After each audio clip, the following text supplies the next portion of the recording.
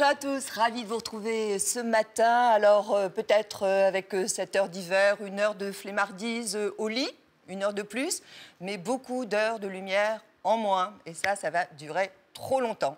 Bon, j'espère que vous allez bien. Alors, sur ce plateau de thé ou café, une famille. Je vous en dis pas plus. Un père et ses 3 enfants. Ouais. Bon, vous voyez à peu près. Tiens, regardez. Il y en a un, je crois que c'est le père, il porte ces lunettes-là. Non? C'est un indice quand même. Bon, vous n'étiez pas avec nous la semaine dernière. J'ai senti, ça m'a fait du chagrin. Pourtant, il y avait le comédien Gérard Darmon et il y avait cette femme rabbin formidable, Delphine Orviller. Bonjour Gérard Darmon. Bonjour.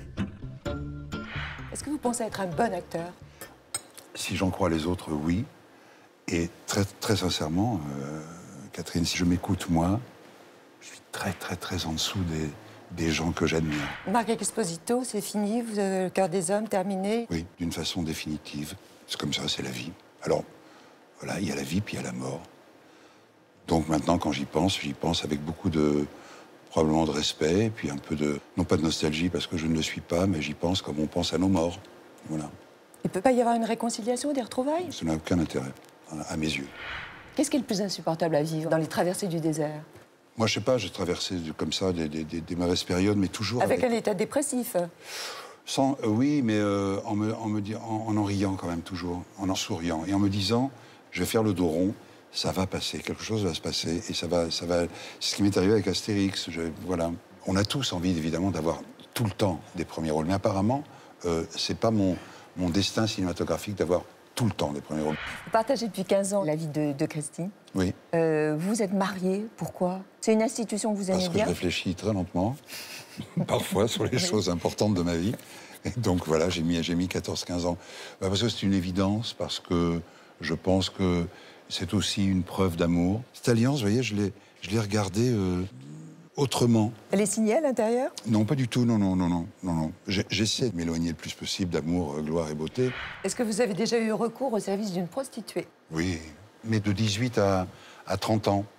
C'était récurrent, on va dire, pour pas dire autre chose. Si vous étiez un acteur de film porno, quel serait votre pseudo? Il faut prendre votre deuxième prénom et le nom de votre premier animal de compagnie. C'est-à-dire, en l'occurrence, vous. Oui. Votre deuxième prénom, c'est quoi?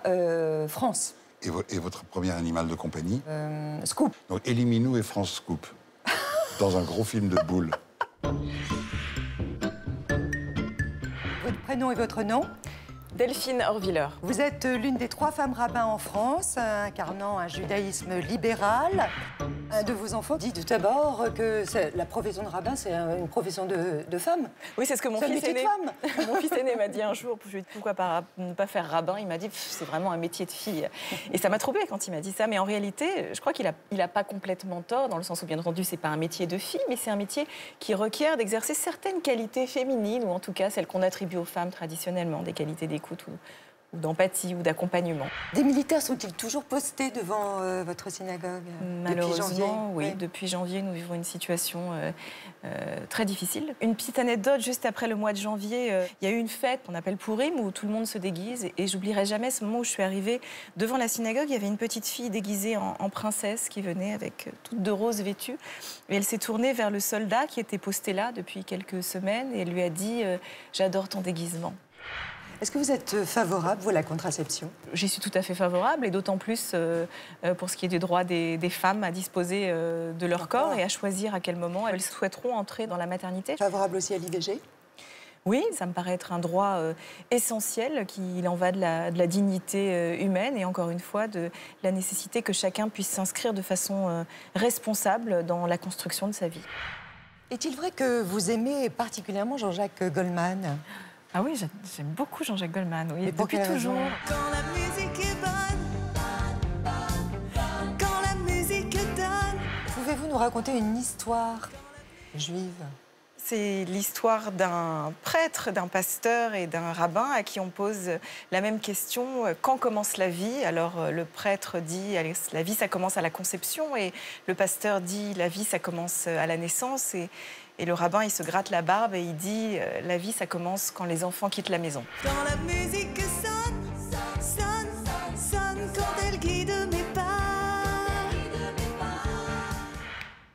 Ça va être très musical aussi sur ce plateau. En effet, c'est la famille Chédid que nous recevons. Et c'est avec un grand plaisir que nous recevons Louis, que nous recevons Mathieu, Joseph et Anna. Il en manque une. Il manque Émilie. Émilie. Voilà. Mais on en parlera. On parlera d'elle. Alors bonjour. Bonjour, Catherine. Bonjour tous. Alors vous êtes. Ah ouais, c'est bien ça. Alors vous savez que vous êtes chez vous. Vous le savez ça. Je ne sais pas si on avait le droit. Voilà. Bonjour Anna. Alors moi j'en connais surtout un sur les quatre. C'est Louis. J'ai l'impression quand même de bien vous connaître. La famille Chédid, voilà, il fait partie de notre vie depuis quasiment toujours. Vous êtes sur scène. Vous avez été pendant 35 dates sur scène. Il y a un album commun qui sort. Est-ce que être devant des caméras, c'est aussi s'exposer? Est-ce que c'est de même nature que d'être sur scène, Mathieu? Les caméras, il faut les oublier, quoi. C'est-à-dire que sinon, c'est pas. Ce qui est important, c'est quoi? Qu'est-ce qu'on cherche sur scène? C'est être soi-même. Donc les caméras, c'est pareil, il ne faut pas y penser. Ça peut, a priori, c'est plus étranger à notre univers, quoi. Ouais. On est quand même plus dans des studios, sur des scènes. On est des artisans, quoi, plutôt. Et vous, Anna, c'est un peu comme ça, les premiers pas, quand même, hein, un peu pour vous, pour Joseph aussi. Ça, c'est quelque chose que vous aimez, quand même, cet exercice? Bah, oui, c'est la découverte, quoi. Donc, il y a une curiosité? Oui, il y a une curiosité, et puis voilà, c'est un nouvel exercice pour nous aussi avec Joseph. On ne connaît pas bien ça encore, mais c'est très agréable de le faire en famille, justement. Vous savez, on dit toujours les artistes, ils ont une grande part d'enfance. Parmi vous quatre, quel est le plus enfantin? C'est ce qu'ils disent, mais... Mais pourquoi dites-vous ça? Alors. Parce que ça nous rassure peut-être de penser sûrement. Vous, Louis, vous pensez ça, vous aussi? Vous êtes vraiment un grand gamin? Oui, mais enfin, eux aussi. Hein, non, ça c'est sûr. Non, mais moi, parce que comme je suis plus âgé, si vous voulez, évidemment, c'est plus spectaculaire. Parce qu'un vieux, toujours gamin, ça fait toujours... c'est plus spectaculaire. Mais je pense que... Et puis, je revendique complètement ça. Oui. Je n'ai pas du tout envie de devenir sérieux, raisonnable. J'ai envie de poésie, j'ai envie de rêver, j'ai envie de prendre mon temps, j'ai envie d'être libre, j'ai envie d'être gosse. C'est un postulat. Quelle est la chanson de Louis, tous les trois, qui vous a marqué, vous, quand vous étiez enfant? Aucune. Enfant, il y en a quand même plusieurs, je pense, mais c'est vrai que moi, je pense à Papillon. Voilà, papillon du jour, toujours, toujours, toujours, toujours l'amour. On aimait bien ça. Enfant, c'était... Mais c'est une chanson que vous chantiez en commun ou chacun avait son univers? Oui, j'étais pas né mais vous vous êtes approprié à un moment donné le répertoire de votre père? Moi, je suis vraiment né dans les chansons de mon père. Oui, parce qu'il y a une différence d'âge. Oui. J'ai 14 ans d'écart avec Joseph, et donc 15 avec toi, hein, c'est ça? Et ce qui fait que c'est comme une autre... Il calcule bien. Hein. Ouais, c'est ça. Non, c'est pour ça que c'est une autre génération. Tu as 14 avec Anna et 13 avec moi. D'accord. C'est Mimi qui a 14 et 15. C'est une bonne nouvelle. Non, et donc voilà, c'est vrai que je suis né dans les chansons de mon père. Et moi, ça me fait penser à Mathieu Mogodo, qui était une chanson aussi qu'il avait faite... Vous auriez la fredonner, là? Le petit Mathieu fait... Parce qu'en fait, j'ai fait une chanson à chaque fois que les enfants sont nés. Ouais. Ça me plaisait. Et donc, ça faisait le petit Mathieu fait dodo dans son lit tout chaud. Le petit Mathieu fait dodo. Mais ça date du moment où il est né. Hein. Mais il y a eu un ver de terre aussi, quand même. Oui. Un ver de terre, c'est Mathieu l'a repris sur la tournée. Et c'est formidable. Il en a fait une adaptation. Mathieu, on ne peut pas écouter oui, un tout petit bout comme ça. Ouais. C'est sur l'album et c'était sur scène aussi. Absolument. J'aurais pu naître vers de terre, pourquoi pas descendre d'un coléoptère, tralala, tralala. J'aurais pu vivre sans mon feu, pianissimo, de la terre, incognito, me voilà, avec mon âme animal, amour perdu, cœur sans dessous.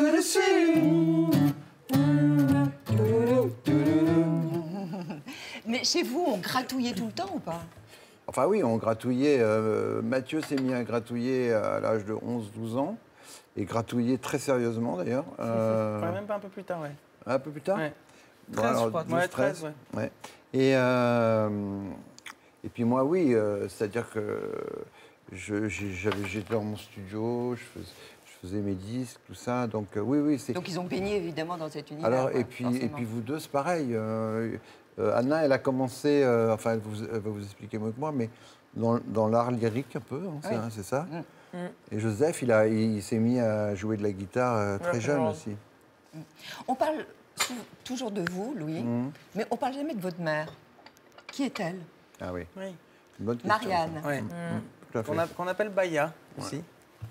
Et maintenant, mais c'est notre mère, c'est vraiment quelque chose de fondamental évidemment pour nous, dans le sens où en plus elle est très présente et elle nous porte. Elle nous porte beaucoup. Elle est là. Discrète, hein, parce qu'on ne la Voilà, connaît c'est ça. pas. Elle est discrète et en même temps très présente. Et c'est-à-dire que je crois que tous les concerts qu'on a pu faire chacun de nous respectivement, Ouais. elle est toujours là. Elle nous porte, elle nous pousse, elle nous donne des ailes aussi beaucoup. Et vous a donné confiance en vous? Oui, c'est vrai qu'il y a quelque chose de très maternel, très rassurant et de très ouvert, quoi. C'est-à-dire que très ouvert, elle a quelque chose de très rock'n'roll de notre mère aussi. C'est-à-dire que c'est peut-être celle qui nous couche tous les soirs. Elle est très festive, elle a une vie, une vitalité qui nous dépasse.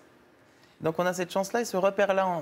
C'est-à-dire qu'on on est très porté par elle. Je Et pense vous que- lui avez dédié d'ailleurs des textes. Hein. Oui, complètement, chacun. ouais. C'est un regret, Anna, de ne pas les avoir connus tous les deux, ensemble? Non, c'est pas un regret. C'est pas quand on était petits avec Joseph, ouais, c'était un peu le mystère surtout parce que nous on est nés, ils étaient plus ensemble, donc c'était un peu le mystère. Mais comment c'était avant? Et d'ailleurs, on n'a pas eu la même vie, Mathieu, Émilie, Joseph et moi, on n'a pas eu les mêmes vies. Mais non, c'est pas un regret justement. En plus, on a eu, comme on avait Mathieu et Émilie qui étaient un peu plus vieux que nous, on avait aussi ces autres parents-là entre guillemets. Donc c'était une grande richesse et ouais, voilà, non, c'était super. Vous avez joué un rôle protecteur, vous, de grand frère, Mathieu? Ouais. Oui, c'est vrai que j'étais très présent dans l'enfance de Jojo et Anna, parce que c'était très naturel déjà, et puis on était très, très reliés, quoi. On a vécu beaucoup ensemble, donc c'est vrai que je les ai même peut-être un peu gourouifiés sans le vouloir, parce qu'ils venaient à tous mes concerts, je les faisais presque participer à mes concerts tout le temps. Ils ont joué dans mes clips, les machins, enfin, on était vraiment... Et donc, oui, on a évolué ensemble en tout cas. Et ils m'ont d'ailleurs aussi beaucoup transmis de choses, quoi, parce que c'est vrai que ce regard, leur regard était important. Et puis, voilà, on avait des grandes discussions, comme j'ai eu avec Louis. Moi, j'ai eu cette chance-là d'être au milieu de toutes ces générations et de pouvoir autant profiter des grands-parents, des parents Oui. que des frères et Alors, une grand-mère, évidemment, qui a été très, très remarquée et très importante pour vous. Elle a imprimé beaucoup de choses en vous. Elle nous le disait, c'était en 2000. Elle était sur le plateau de Thé au Café. On était allé faire un reportage chez elle. Elle était face à un ordinateur. J'arrive maintenant à taper les poèmes, mais d'une manière assez satisfaisante. Je dois dire que c'est mon petit-fils qui m'a donné des leçons. Il a 12 ans, puis il me regardait d'un air très condescendant en me disant tu as compris, mamie, n'est-ce pas? Tu as compris? Alors, comme j'avais très honte de lui, je ne comprenais rien du tout ce qu'il faisait. Il allait tellement vite. Alors, je disais oui, j'ai compris. Vous voyez, là, tout d'un coup, il se met à s'agiter. Je ne comprends pas pourquoi. Enfin, bon. Alors, il suffit de presser là-dessus pour que ça se remette en ordre. Voilà mon petit-fils, celui qui m'a appris à l'ordinateur. Mes enfants et mes petits-enfants ont tous les âges dans les photos qui sont là. Quand je vois mes enfants, quand je vois tous leurs visages, j'ai l'impression que c'est un seul visage. Vous voyez, je trouve que tout ça se rassemble très bien. Joseph, c'est vous qui l'aviez initié alors à l'informatique? Ouais, bah, je le redécouvre avec émotion, là.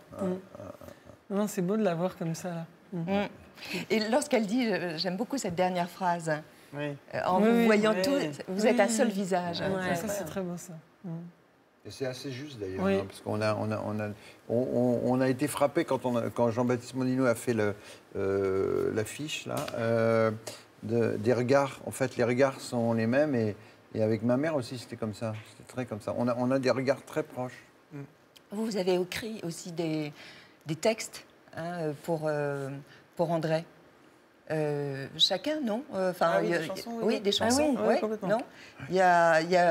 Alors, je dis M, ça, c'est elle qui vous André l'a qui- écrit. ouais, complètement. Et puis, il y a des livres, Oui, des livres. hein, c'est ça Ça, c'est Mathieu. Ouais. C'est Mathieu. Et puis, et ce qu'ils deviennent, Ceux qui ça, deviennent. hein, c'est Anna. Ouais, c'est c'est Anna, vrai. ah ouais, ça c'est Ouais. une magnifique chanson d'Anna, vrai. franchement. Vous voulez pas comme ça me le chanter à cappella? Je ne rêve plus, ne rêve pas, ce vide en moi. J'ai perdu quelque chose, je n'entends plus, je n'entends pas cette petite voix qui me disait on aura tout le temps. J'adore votre voix. Ah. On va revenir un petit peu en arrière. Mhm. Vous voulez voir quelques images d'archives? Ça vous plaît ou pas? Oui, Allez. moi, de toute façon, c'est quelqu'un d'autre, sûrement. Oui, voilà, c'est ça. Voilà, donc- C'est pas vous, bien sûr. Il y a un dédoublement. Allez, votre portrait à tous les quatre par Magali Defer. Allez voir tous réunis, on se dit que les Chédides portent bien leur nom. Légitime, ça veut dire fort, oui. Ça, c'est sûr, ils sont tous fort doués dans cette famille d'artistes, à commencer par la grand-mère, André, écrivaine. C'est elle qui m'a donné cette espèce de sensibilité artistique. Louis, les mots, il les met en musique. C'est le faiseur de chansons, l'orfèvre qui cisèle ses textes. En 40 ans de carrière, on ne compte plus ses tubes. T'as beau pas être beau, ainsi soit-il. Ça a toujours été un grand exemple et on a beaucoup de chance de partager des choses. Mathieu, lui, c'est le guitariste virtuose. Il est aussi discret que son alter ego M est exubérant sur scène. C'est vrai que quand je mets le pied sur scène, il y a des super pouvoirs quelque part. Il électrise les foules avec son énergie et sa fantaisie. M comme mégastar, au succès indiscutable avec pas moins de 9 victoires de la musique. Et ça, c'est quand même très fort. Pourtant, il aurait pu rester dans l'ombre. Donc ma vocation, c'est de faire de la musique, mais de chanter, c'est presque un hasard, un accident heureux. Alors que pour Anna, la cadette, chanter était une évidence. Pour moi, c'est celle qui a la plus grosse maîtrise vocale. Sûrement parce qu'elle a pris des cours de chant lyrique. Mais rebaptisée Nash, c'est à travers une musique pop aux accents électro qu'elle affiche sa personnalité. Je suis moi, rien que moi. Joseph, alias Selim, pourrait en dire autant. Lui, c'est un peu l'électron libre, un brin déjanté, à la musique rock, électro et psychédélique. Bref, 4 artistes, 4 univers, mais tous complémentaires. On se connaît tellement que c'est comme si on vibrait ensemble. On est connectés, quoi. Et toujours là les uns pour les autres. Quand Louis peut compter sur Mathieu pour être son soldat rose, Mathieu peut compter sur Anna et Joseph pour l'accompagner en tournée. En fait, leur force sur scène comme dans la vie, c'est tout simplement d'être unis. L'union fait la force quand la vie me perd. Louis, 40 ans de carrière, voilà, 16 albums, des pleins de succès. Est-ce que vous avez connu, parce que vous paraissez comme ça, serein, apaisé, mais est-ce que vous avez connu vraiment des doutes, des découragements, même des moments dépressifs? Dépressif, non, parce que je trouve que... Enfin, j'ai toujours pensé que c'était pas utile d'avoir une déprime, dans le sens où ça fait perdre beaucoup de temps, donc je suis assez pragmatique, moi. C'est-à-dire que quand... et puis je dis même que les échecs m'ont fait beaucoup rebondir et m'ont beaucoup servi. Ça renforce. Oui, oui. Je veux dire, l'adversité, parfois, est très, très utile. Ça vous oblige à vous remettre en question. Et, voilà. Et tous les échecs que j'ai traversés m'ont beaucoup servi. Alors, évidemment, un petit succès de temps en temps, ça ne peut pas faire de mal, mais En ce moment, c'est bon, là. oui, oui, oui. Non, mais disons que sur autant de décennies, c'est vrai que bon, il y a des hauts, des bas, et c'est tout à fait normal. On a tous connu ça, hein, tous. Et, mais ce qui m'intéresse, moi, c'est de créer. Mathieu, quand vous regardez cette lithographie, Bernard Buffet, qui est là, voilà, le hibou, c'est ça? Ouais, C'est ça? Ça vient de là? Ça vient en fait de On parle assez peu de notre grand-mère maternelle, justement, la mère de ma mère, et qui travaillait à la galerie Maurice Garnier et qui s'occupait entre autres de Bernard Buffet. C'est toute une histoire que tu connais beaucoup mieux que moi. Mais c'est vrai qu'on avait, je crois, à notre naissance, donc des milliers de mois, hérité d'une lithographie, donc celle-là, et qui fait partie de mon inconscient. Et j'ai pris conscience, justement, peut-être 8 ans après la naissance de M, que c'était sûrement mon inspiration, l'inspiration de ma coupe de cheveux. Mais je n'avais pas du tout fait le rapprochement. Et le plus drôle, c'est qu'on a un autre tableau de Bernard Buffet qui a un papillon. Et je me suis rendu compte très récemment que ça avait inspiré mes nouvelles lunettes aussi. Donc Bernard Buffet est très présent, oui. Mais est-ce que vous n'êtes pas en train de vous départir un petit peu de tout ça aujourd'hui? Oui et non. C'est-à-dire que d'un côté, je crois que je me rassure en me détachant de tout ça, parce que je n'ai pas envie d'être enfermé dans des concepts. C'est-à-dire que c'est vrai que tout ça, c'est un jeu avant toute chose. Et d'un autre côté, j'aime bien me débarrasser des choses pour pouvoir mieux... Enfin, je veux dire, ça fait partie de mon histoire. Donc, j'ai pas de hantise ou d'angoisse avec ça. C'est-à-dire que je me sens aussi très libre. J'ai l'héritage de la liberté aussi. Et donc on peut effectivement faire le clown, arrêter de faire le clown, mais refaire le clown aussi. Enfin, je pense que tout est possible. Et qui est le plus à l'aise sur scène? Je crois qu'on est tous assez à l'aise, Ouais, on est mais assez- différemment. Voilà. Ouais, voilà. On n'a pas la même personnalité, donc c'est-à-dire que Mathieu, il va être assez explosif, beaucoup d'énergie. Louis, il va être un peu plus dans la retenue, mais en même temps, il est super à l'aise. Enfin voilà, c'est. Non, mais c'est Joël intéressant. est très à l'aise aussi. Louis va être dans Et une moi sorte aussi. de... Il va être posé comme ça avec l'expérience du père aussi. Il y a un truc comme ça. Matt, effectivement, il a le feu aussi. Anna, elle a le feu, mais avec sa voix aussi. Ça passe moi, ça va plus passer par le corps, certaines fois par l'énergie pure. C'est même au-delà de la musique, certaines fois. Voilà, chacun a son énergie, médium, ça. quoi. Ouais. Voilà. Vous vous cachez là tous les deux sous vos pseudos, Selim, Nash. Pourquoi s'affranchir du nom de Chédid? Bah, déjà dans Nash, il y a vraiment Oui. les deux. Il y a Nash et Did, mais c'était pas pour me cacher, c'était vraiment plus pour ouvrir justement en fait. Avec Nash justement, je peux me permettre d'aller encore plus loin qu'à Nash et Did et je peux pousser le visuel, je peux pousser plein de trucs et donc Nash était plus pour ça que pour me cacher de mon nom que j'assume totalement et d'ailleurs. C'est pour ça aussi qu'on fait cette tournée. Enfin, si on n'assumait pas d'où on venait et ce qui on était, on ne pourrait pas le faire. Donc. Bien sûr. Et Selim, d'ailleurs, c'est un lien aussi très fort avec... Selim, c'est aussi mon deuxième prénom, c'est aussi lié à mes origines. Ouais. Donc de toute façon, je pense que voilà, Égypte, il y a Liban. une connexion. Il y a une connexion là-dessus, c'est que c'est lié à nos racines, mais c'est juste une manière aussi de... C'est une porte ouverte ouverte vers un univers. Et le fait de s'approprier quelque chose, parce que Chédid est déjà tellement imprégné de choses que justement, c'est pas forcément... voilà, c'est juste une manière de se créer son monde et de pouvoir avoir ça avec nous, mais sans que ce soit forcément induit à chaque fois dans tout ce qu'on fait. Qu'est-ce que vous préférez les uns les autres? C'est le moment de l'écriture ou c'est le moment où vous enregistrez ou c'est le moment où vous êtes sur scène? Moi, personnellement, c'est tous ces moments-là. C'est-à-dire que c'est les moments de création, voilà, je dirais. Ouais. C'est quand on est en état de création et vous parliez de l'enfance tout à l'heure, bah, c'est vraiment ça. C'est-à-dire que c'est comme un gosse qui va prendre sa feuille de papier, ses stylos et qui va commencer à faire un dessin, mais sans du tout savoir où ça peut l'emmener, quoi. Et puis, en plus de ça, nous, on a la chance d'être auteur-compositeur, donc on prend une guitare, ça, évidemment, c'est éclatant, toujours. On est toujours en train d'essayer d'acheter des guitares. Moi, je jouais une guitare. Hier, on était dans un grand magasin de musique qui vend des guitares. C'est sûr qu'on a essayé plein de guitares tous. On n'est pas du tout blasé de ce genre de choses. C'est ça, la chance de Vous ces en avez métiers. combien de guitares? Les uns les Ah autres? bah moi, je suis un rigolo par rapport à Mathieu, mais je dois en avoir une vingtaine, je pense. Et donc, lui, Mathieu, il en en a 50, combien? je sais pas. Je sais plus, ouais. Enfin, c'est vrai que c'est un peu une maladie, mais c'est... Après, ça devient aussi une... c'est un peu... Mais vous vous en servez des 50? Oui, c'est vrai qu'elles ont toutes une utilité, elles ont toutes une symbolique, elles ont toutes fait partie d'un moment de vie, quoi. C'est comme des espèces de pierres, en fait. En fait, moi, je pense aussi à l'idée du chemin, quoi. C'est-à-dire qu'on est... C'est ça aussi, c'est qu'on est plus amoureux du chemin que de la destination. Non, voilà, Quelque part, la destination, ça devient quelque chose qui ne nous appartient pas non plus, mais le chemin... et donc voilà, c'est vrai que j'ai semé beaucoup de guitares sur mon chemin. Qu'est-ce que vous avez appris, Anna, des uns et des autres en étant sur scène pour 35 concerts?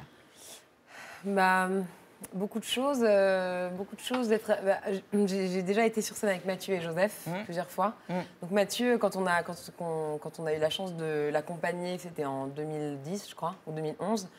J'ai beaucoup appris de Mathieu, justement, de son énergie, de son rapport au public et de sa force incroyable. Et ça, vous l'avez intégré aussi En dans tout cas, votre travail? je ne sais pas si je l'ai intégré, mais en tout cas, peut-être inconsciemment. Mais en tout cas, je l'ai beaucoup observé et j'ai trouvé ça génial et j'ai beaucoup appris. Et là, cette année, j'étais sur scène avec mon père, donc, pour la première fois. Et là aussi, j'ai énormément appris sur les chansons. Sur les chansons, quoi. Louis, il a quand même des chansons incroyables, très, très puissantes, je trouve.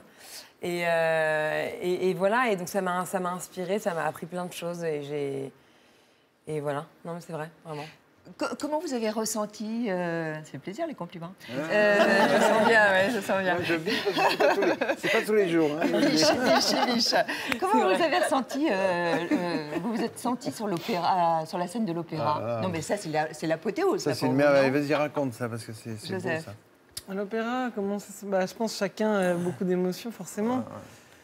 Et puis c'était la fin de la tournée, et puis c'était un endroit magique. Mais pourquoi plus d'émotions? À cause du cadre? C'est un ensemble de choses. C'était quasiment la dernière date de la tournée, c'était l'avant-dernière, donc forcément il y avait cette émotion-là. Et puis au-delà de ça, l'endroit est complètement surréaliste, quoi. C'est magnifique. En plus de ça, c'était filmé. Enfin bon, c'était... Tout est arrivé en même temps, quoi. On a des images, d'ailleurs. J'ai dans ma famille des musiciens. Gratos. Non, on se concentre un peu, s'il vous plaît, s'il vous plaît.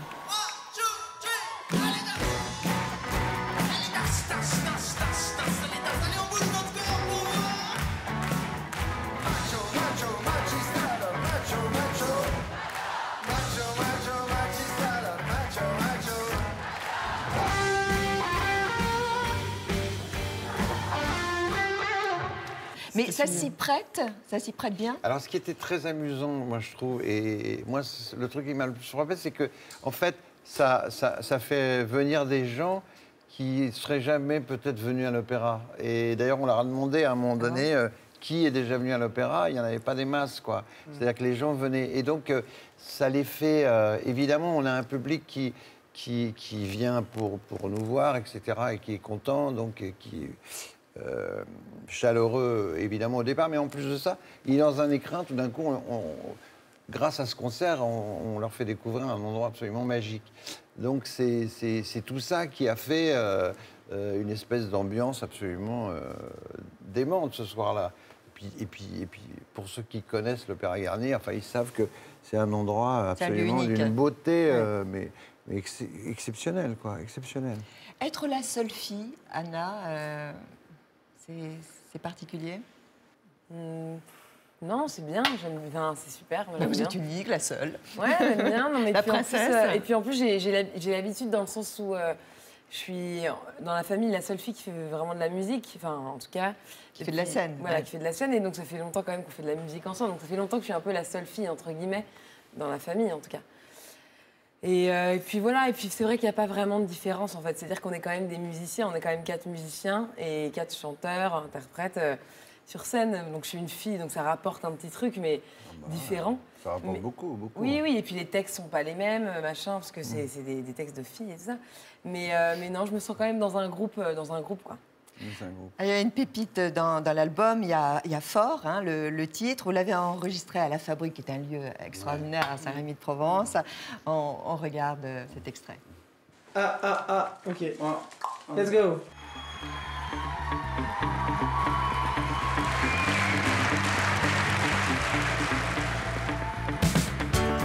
Si j'étais le feu, Je serai là. je serais l'air. Au-delà du jeu de l'ego. La vie à l'envers. Passe la caravane où bouillonne la vie, où certains mélodrames deviennent mélodies. Pourquoi cette tribu musicale organique aime brûler le mot, chauffé par la rythmique? L'union fait la force quand la vie me perd. J'entends ta voix qui m'appelle. Sous l'eau, sous l'écorce, partout sur la terre. Suis cette voix qui t'appelle. Mais qui fait les pompes, là? C'était vous? Les 3 garçons? Ouais. Ah bon? Moi, je les regarde comme C'était ça. un espèce de rituel. Alors, on a un rituel avant d'entrer en scène, on fait des pompes. Donc vous savez que tout à l'heure, vous serez obligé de faire des pompes. Ouais, aucun problème. Et Sur une main, comme ça. non, je peux faire le poirier si vous voulez. Non. Et non, mais alors c'est Mathieu qui. Mathieu est un grand sportif, faut savoir. Et bah si.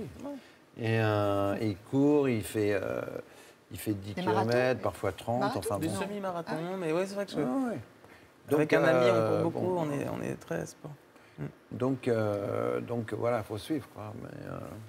Donc je fais des pompes, ça amuse tout le monde, mais je fais des petites pompes, hein, je fais pas de la grande pompe. J'ai de la chance que je l'ai fait très peu, mais au moment où ça a été filmé, j'y étais. Donc on peut Je savais imaginer qu'on faisait un que... clip, donc je me suis dit, hop. Ça, je me suis dit, bon, elle est quand même pour ça. Anna, elle fait pas de pompe. Non. Non. Moi, je les regarde. Moi, elle est sportive aussi. Anna. Anna est sportive. Ouais. Il y a un seul titre a cappella. C'est Mojo. Ah ouais. Ah oui. Ah oui. Alors Mojo, vas-y, raconte, c'est toi. Hein. Bah, je sais pas, ouais, écoute. C'est la même version ou pas? Non, je sais pas. Non, l'idée, il y a une petite anecdote assez marrante, c'est que quand on a fait notre premier concert en province, là, on arrive, on se réveille du bus. Déjà, première fois qu'on prend le bus en famille, ça c'est quand même génial. Imaginez une famille dans un tourbus de rock'n'roll.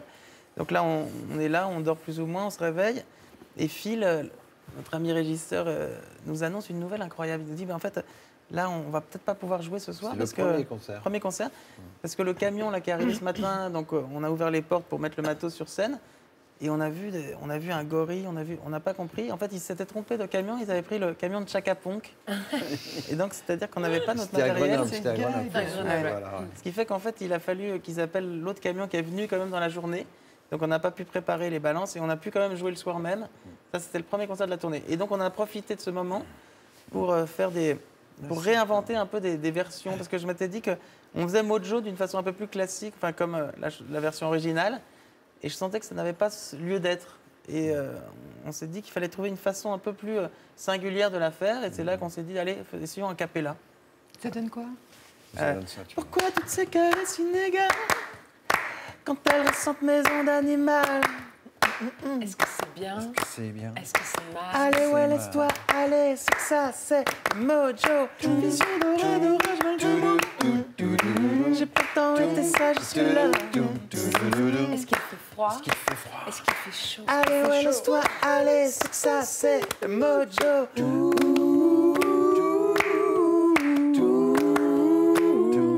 C'est le Mojo. C'est que ça, c'est le Mojo. C'est que ça, c'est le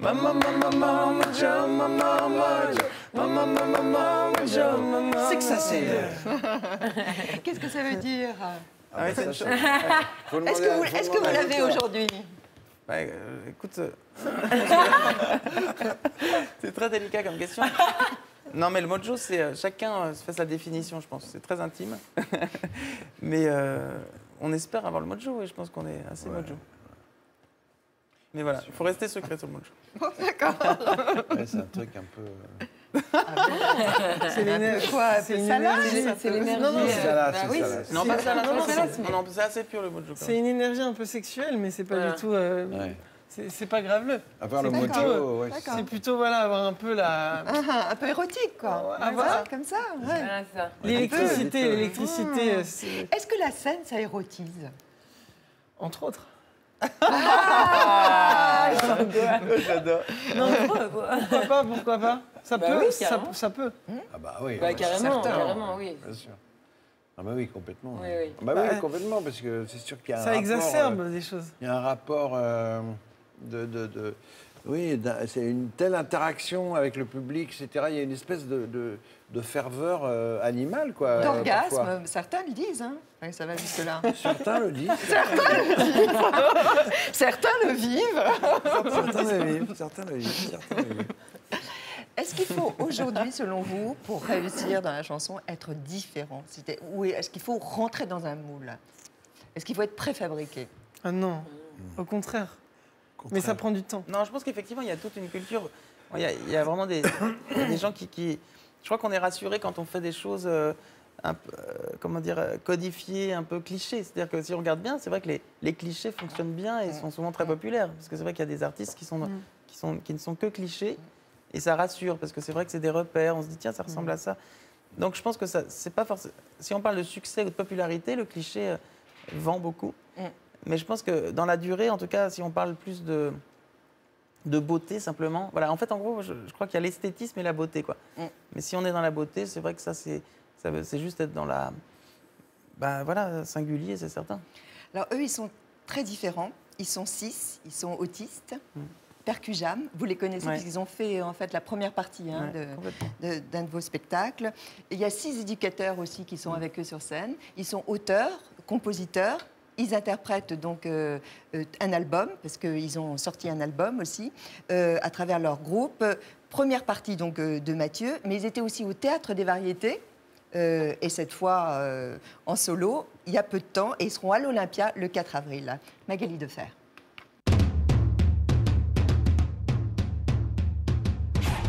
Salut les filmeurs. Vous filmez, c'est pas grave. Ce soir, on joue pour la sortie du 3e album de Percujam, qui s'appelle Nouveau Rêve. Percujam, c'est un groupe un peu atypique, parce que c'est un groupe qui mêle des autistes musiciens et leurs éducateurs. C'est un projet pilote et unique en son genre, puisqu'il n'existe pas de structure musicale pour autistes. C'est quand même des jeunes qui sont là avec une reconnaissance ou un taux d'invalidité à au moins 80%, donc ont toujours besoin qu'on s'occupe d'eux. Je m'appelle Raphaël, je suis batteur, violoniste, bassiste et chanteur. Je suis Kevin, percussion, batterie, clavier. Je m'appelle Maxime, j'aime le chanter, j'aime le rap. L'autisme, en 2 mots, c'est un trouble de la communication, mais qui peut être considéré comme un handicap. La musique a des vertus structurantes. Le rythme, c'est aussi le trouver avec les autres, partager quelque chose. Le but est de permettre à ces jeunes gens qui sont très marginalisés, et pas seulement de recevoir quelque chose de nous tous, mais de nous apporter quelque chose qui est authentiquement précieux, par leur musique, par exemple. J'adore être sur scène parce que ce qui est super, c'est qu'on ne pense plus à nos trucs. Je ressens comme un artiste quand je suis sur scène. J'aime bien chanter, j'aime bien faire des concerts. Ils ont déjà eu l'occasion de faire 2 zéniths en première partie. Ils ont fait les premières parties de trio. On a eu la chance de partager une scène avec M aussi, de faire un clip pour Calogero. Donc ils ont l'habitude aussi de travailler avec des artistes un peu plus connus. Au début, quand il y avait 8000 personnes, je me suis dit, oh mon Dieu, je vais pas y arriver, il y a trop de monde. Quand tu es sur la scène, tu as l'impression finalement que c'est pas si impressionnant que ça quand tu es vraiment dedans. Ce soir, j'aurai bien la patate pour cette scène mythique au Théâtre des Variétés. On va montrer qu'on est des icos, on est des grands musiciens.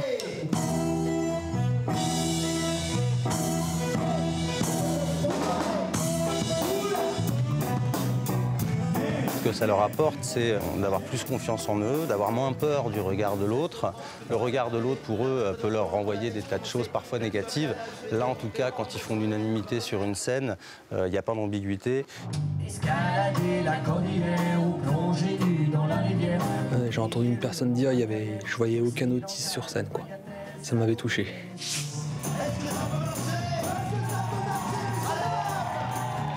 C'est des jeunes qui viennent de loin pour certains, dans leur histoire et dans les troubles qu'ils avaient avant. Aujourd'hui, tout n'est pas complètement rose, mais en tout cas, ils ont fait un sacré chemin, ça c'est une évidence.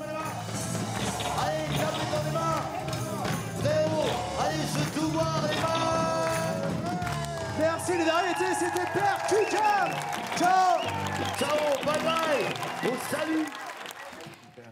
Mathieu, vous connaissez un petit peu leur travail? Vous les avez vus ou chanter, vous les avez entendus lorsqu'ils étaient en première partie? J'avais pas Vous avez bien suivi aimé? en tout cas l'évolution. Je vous donne, tiens, je donne à Louis. Merci, avec plaisir. Mais c'est vrai que je pense que d'ailleurs, je dis souvent que entre l'autiste et l'artiste, il n'y a qu'une lettre qui change. C'est-à-dire que je me sens très proche. J'ai eu la chance d'en rencontrer plusieurs et à chaque fois, c'est une initiation parce que j'ai compris pourquoi en fait. Parce que je me disais, mais pourquoi je suis attirée par ces gens-là? Et d'une certaine manière, je dis que nous, on est quand même beaucoup dans le paraître, là où eux, ils sont dans l'être. Et ça, c'est une initiation extraordinaire et on le ressent. C'est-à-dire qu'on sent bien qu'eux, ils ne sont pas dans le paraître, ils ne sont pas dans le souci de l'image. Et ça, c'est une grande initiation. Ils ont beaucoup de choses à nous apprendre. Un concert, quelqu'un peut vous déstabiliser? Il y a quelque chose qui peut vous déstabiliser, Louis, quand vous êtes sur scène? De savoir qu'il y a quelqu'un, notamment, voilà, je sais pas, de la famille ou... Ah non, de quelqu'un de la famille, non. Mais des gens... Des gens proches, non. Oui, non, ça arrive parfois dans des concerts, vous avez 1000 personnes et il y en a une qui dort. Et en fait, comment vous la repérez? et les 990 autres sont à fond, participent à mort, etc. Mais vous en avez, on les voit tout de suite, ceux-là. Quand Chat vient vous voir, les uns, les autres, et notamment vous, Joseph, qu'est-ce qui se passe? Il y a de l'émotion? Il y a une confiance supplémentaire qui est là parce qu'on sait que c'est une présence qui est avec nous et ça nous porte. Et en même temps, moi, ça me porte en fait vachement quand elle est là. Alors, on est allé la voir. On est allé voir aussi Arthur H. On leur a demandé à tous les deux, qui vous connaissent bien, eh bien, de croiser leur regard sur vous quatre.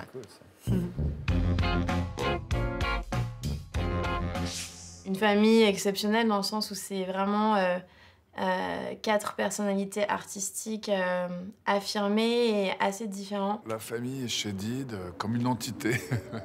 C'est une espèce d'entité magnifique, soyeuse. Voilà, c'est comme un bel animal étrange à la peau très douce. Je pense qu'ils ont beaucoup d'amour entre eux, une grande bienveillance. Oui, il y a beaucoup de bienveillance qui se dégage, une espèce de chaleur peut-être orientale, peut-être occidentale. En tout cas, la bienveillance, elle se remarque d'autant plus qu'elle est rare. Il n'y a pas de problème d'ego entre eux. Et c'est justement là où c'est ce qui fait vraiment leur force. Alors si je devais les définir, évidemment, ça serait très réducteur, mais si je devais trouver un mot, Mathieu, ça serait créativité, créatif. Créativité absolument sans limite. Il a souvent des idées, des choses, il pense souvent à des choses. Donc ce qui fait que parfois on peut lui parler, puis on va se rendre compte qu'en fait il est un peu dans ses pensées, un peu ailleurs. faut pas se vexer aussi. Joseph, c'est sauvage. Libre, sauvage. C'est le poète dans le sens où Joseph, il bouillonne beaucoup. Il a toujours beaucoup d'idées en tête. Comme si le cerveau était toujours connecté à plein d'idées. Joseph, en fait, il est très sensible. Ça peut se transformer en susceptibilité. D'ailleurs, là, je pense qu'il va pas être content qu'elle dise ça. Anna, puissante. Elle est très rayonnante, en fait, dans la vie. Et c'est vraiment quelqu'un de lumineux. Aussi douce que puissante, mais avec une belle puissance. Elle a ce côté assez passionné, très cash. Quand elle est contente, elle le dit, mais quand elle n'est pas contente, elle le dit aussi de manière assez frontale. Louis, ce serait subtil. Une grande intelligence, une grande sagesse. Subtil, exquis, pénétrant. Il a un petit peu besoin d'avoir sa tranquillité à des moments. C'est-à-dire que, voilà, c'est le côté un peu ours. Bon, désolée. Continuez bien à chédir le monde, chédissez bien le monde, parce que le monde a beaucoup besoin d'un bon chédissage. Je vous embrasse très fort.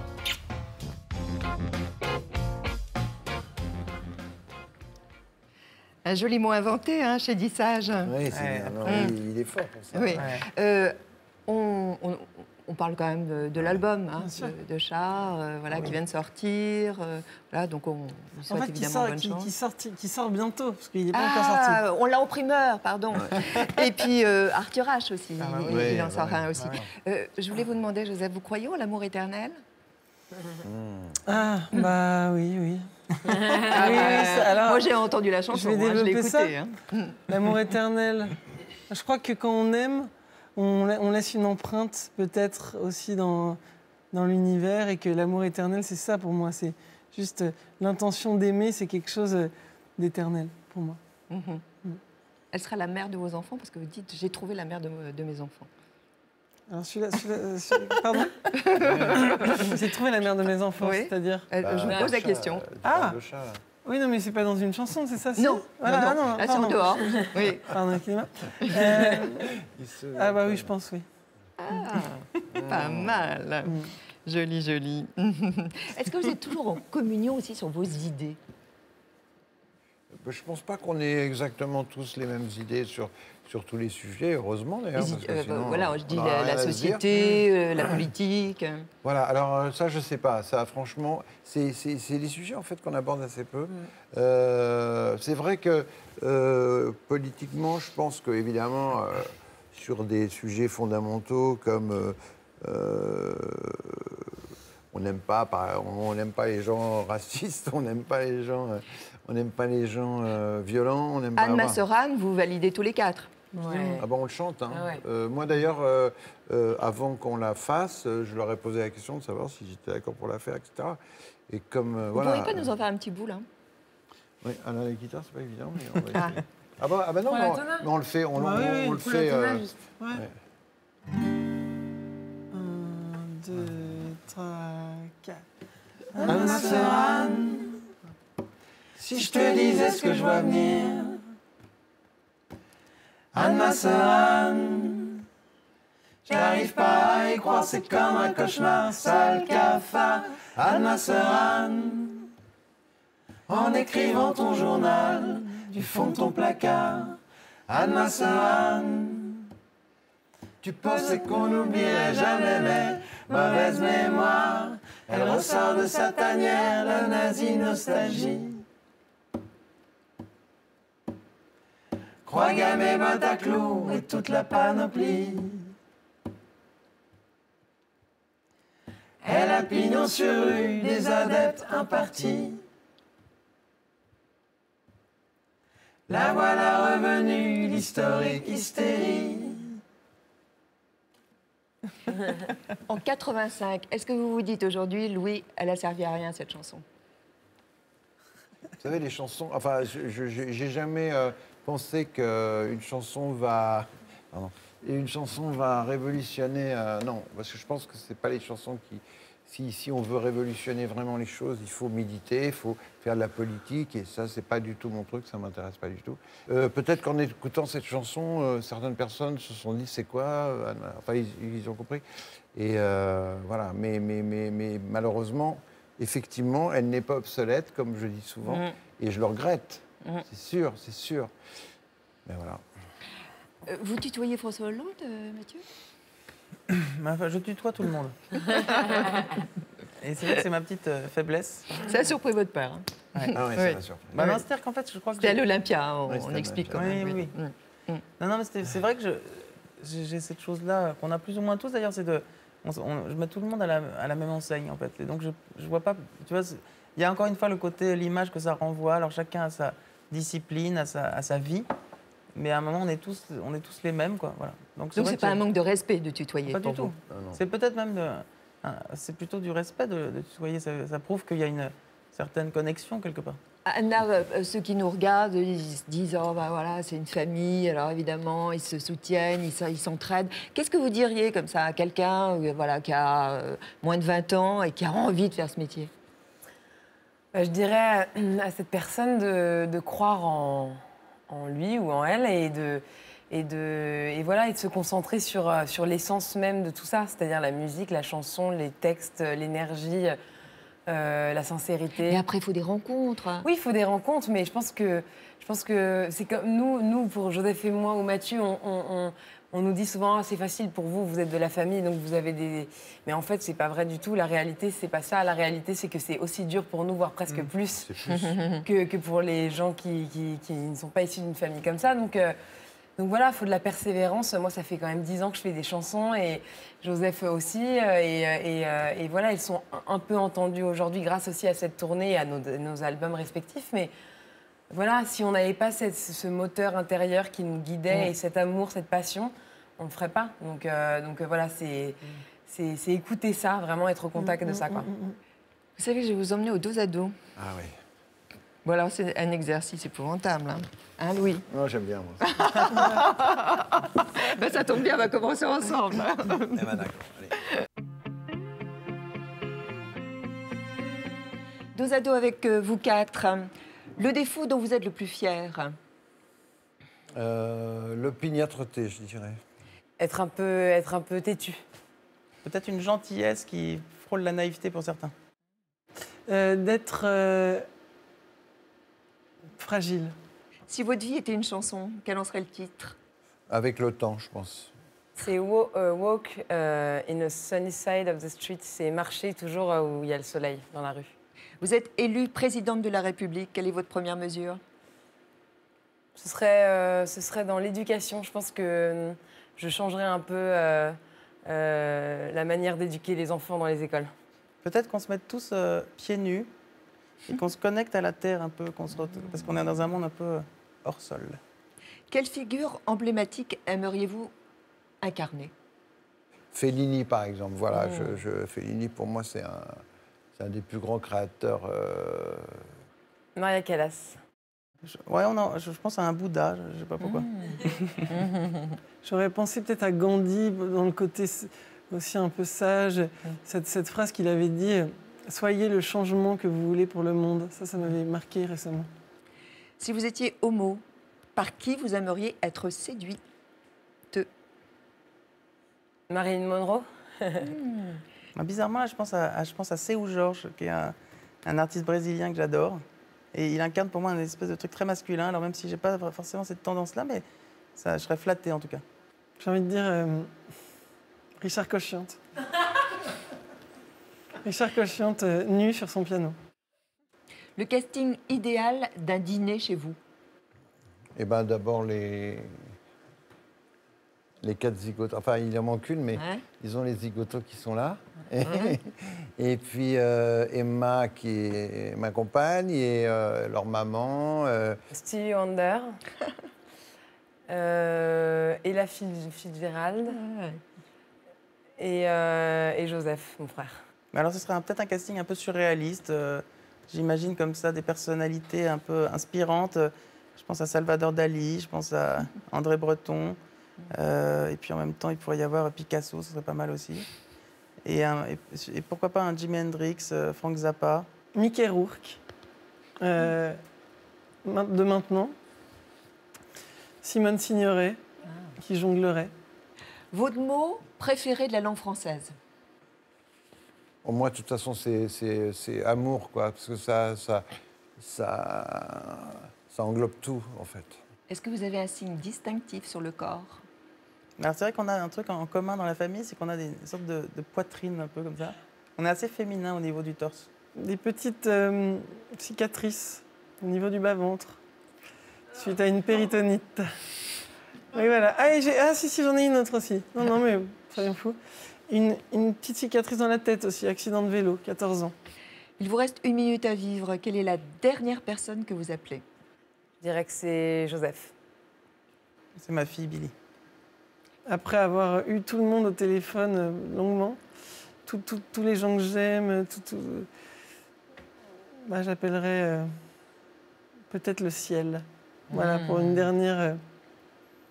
pour passer de l'autre côté. De quel luxe vous ne pourriez pas vous passer? Du luxe de vivre comme je vis depuis toujours, c'est-à-dire du luxe de la liberté. Notre luxe ce matin, c'est de vous écouter.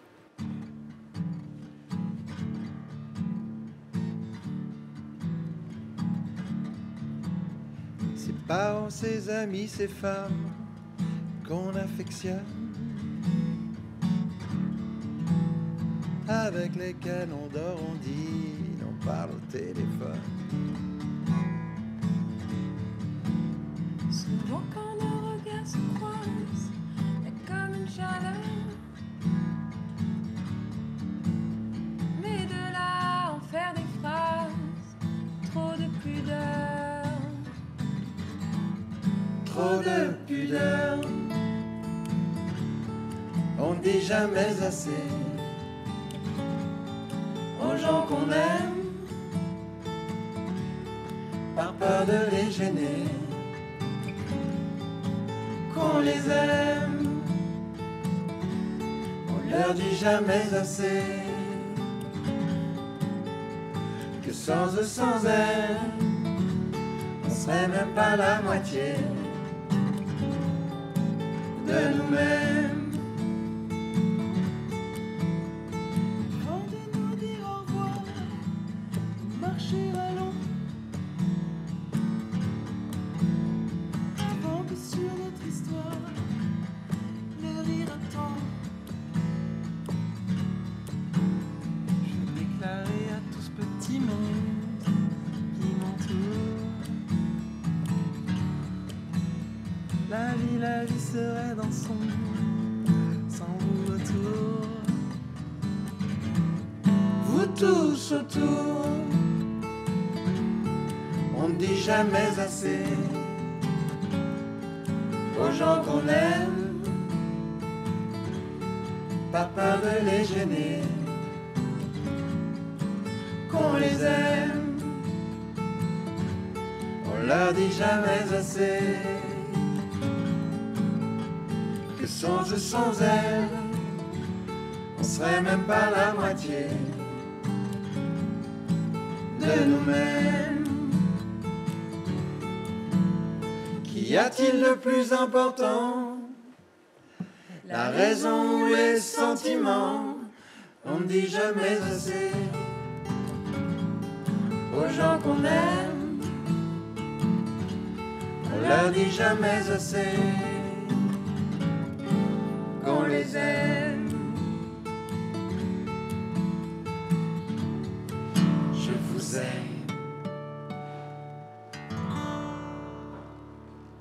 Vous venez me rejoindre. Merci beaucoup à tous les quatre. Moi, en écoutant ce texte, je tente de le mettre à profit. Oui, ah bah c'est bien. Oui. C'est important. J'espère que pour ceux qui nous regardent aussi, voilà, que ça a un peu une valeur d'exemple, se dire que voilà, c'est important aussi, voilà, de dire que qu'on aime. Vous aussi, vous savez, parce que vous êtes quand même assez pudique, vous y arrivez? Vous dites On y arrive en chanson, déjà. Et puis on y arrive, oui, quand même, d'une certaine manière, on y arrive beaucoup plus que d'autres. On y arrive, oui. Enfin, je veux dire, dans le sens où on a quand même des... Non, on sait se le dire, vraiment. Simplement. Mais c'est pas tous les jours, forcément, ça arrive à des moments. Je vous regardais là, chanter, je vous ai regardé évidemment vivre pendant toute cette heure. Et Louis, j'avais quelque chose à vous demander. Est-ce que vous seriez d'accord pour agrandir votre famille et nous adopter tous? Faut demander, je sais pas. Oui, mais enfin, de toute façon, on est tous dans le même cosmos, je dirais Mathieu, et c'est vrai. On fait tout, on est tous frères et sœurs finalement. Bon, après, il y a des gens qui sont cyniques et qui trouvent ça un peu des propos un peu naïfs, mielleux ou naïfs, candides, ou je sais pas quoi. Ouais. Oui, voilà, candides et tout. Ouais, mais ceux-là, franchement, moi, je les emmerde en fait. Ah, ça c'est le mot de la fin, j'adore. Alors, je veux quand même dire que vous êtes sur scène. Vous serez en février. Vous serez à la Maroquinerie. Le 10 février et le 17 février, vous serez au Café de la Danse. Voilà. Il y a bien sûr un livre là qu'on attend des nouvelles. Oui, c'est un livre de nouvelles. Et puis aussi, Mathieu, vous avez en novembre là quelque chose qui sort aussi. Mais le 13 novembre, il y a un projet assez particulier. Ça s'appelle la BO de M. Et ça va se matérialiser en bande dessinée. Et c'est un rêve musical. Voilà. C'est-à-dire, ça a duré 1 minute. En fait, c'est l'histoire d'une seconde que j'étire en une demi-heure. Voilà, c'est toute une aventure, une expérience. Toujours l'imaginaire de très beau, Mathieu. Je voulais vous offrir ces fleurs. Allez, chacun une fleur. Merci. Elles sont belles. Voilà. Donc, on est gâtés. Voilà. Très important aussi, les fleurs. Merci beaucoup. Et merci pour ce très beau moment. Merci. Merci, c'est très rare. Vraiment, c'est pas tous les jours qu'on a la chance de faire une émission comme ça. D'avoir des fleurs aussi belles. Je remercie Michel Mousseau. Ça s'intitule Le Jazz, son travail. C'est un ensemble de papier collé de cette couleur et comme autant que de notes de musique. Voilà, c'est ainsi qu'il décrit. Michel Mousseau. Et il expose jusqu'au 31 octobre à la galerie Beauvoir-Luc Weismann. C'est à Paris, dans le 11e arrondissement, 38 rue de la Folie, Regnault. Là, vous savez tout. Bon, on se retrouve ce jour. Hein. C'est fini la scène à 4. Oui, enfin là, pour l'instant, on était parti sur une idée de faire 35 concerts. On les a fait et on est très contents comme ça. Il y a un côté éphémère dans les concerts qui est beau et peut-être qu'un jour on fera autre chose. Mathieu a une idée très, très puissante. Il disait que la prochaine fois on ferait des concerts chez l'habitant. Ah oui, c'est bien ça. Et en fait, oui, donc, comme le théâtre. Tous ceux qui veulent postuler veulent. Ah oui, prom. Il faut un appartement. Faut un salon qui fait quoi, 20 mètres carrés. Voilà. C'est toi qui choisis et donc on vient, on chante pour une ou deux personnes. Je crois qu'ils vont être nombreux à s'inscrire. Les samedis prochains, on se retrouve. On sera en compagnie d'un poète aussi, François Morel. Et puis le lendemain, on sera en compagnie de l'écrivaine Irène Frein. Voilà, d'ici là, vous passez une très très belle semaine. L'émission, vous pouvez la revoir sur plus.fr et puis aussi, bien sûr, sur notre site France 2 Thé au Café. Portez-vous bien, passez une très très belle semaine et puis merci de votre fidélité, de votre confiance. Au revoir. Merci à tous les quatre. Au revoir, merci. Merci. Merci à vous.